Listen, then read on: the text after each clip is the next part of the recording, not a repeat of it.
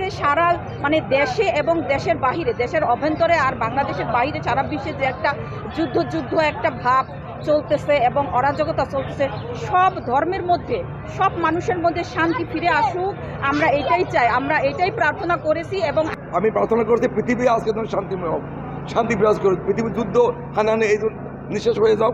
আমি আজকে ফেসবুক সেটাও লেখছি, শান্তি, শীতল শান্তিতে পৃথিবীর ছায়া আসুক, হানাহানি কাটাকাটি এগুলো বাদ দিয়ে পৃথিবীর সকল প্রাণী সকল জাতি শ্রেণীর আমরা শান্তিতে বসবাস করতে পারি, এটা এই প্রার্থনা করি।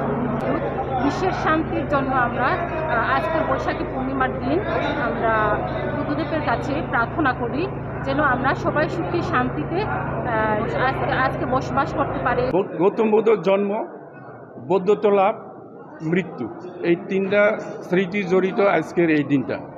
তার সাথে আরও এই যে প্রতিকৃতি গৌতম বুদ্ধের 100 বছর পূর্তি উপলক্ষে আমরাও আবার এই বৌদ্ধ পূর্ণিমার সাথে একসাথে উৎসব অনুষ্ঠিত পালন করি আর কি।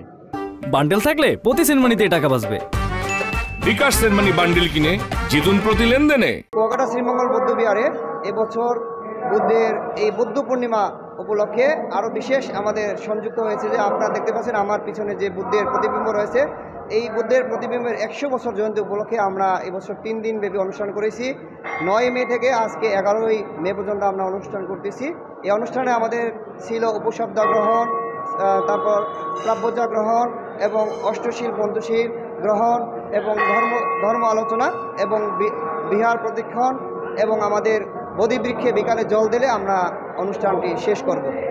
আমি মনে করি আমাদের দেশের মানুষ সকলেই মৈত্রী প্রিয়, সকলে ভালোবাসার প্রিয়। আশা করি সকলে একে অপরের প্রতি ভালোবাসা দিয়ে সকল ধর্মের মানুষ একত্রিতভাবে এই দেশে বসবাস করার একটি সুন্দর একটি পরিবেশ গঠন করবে।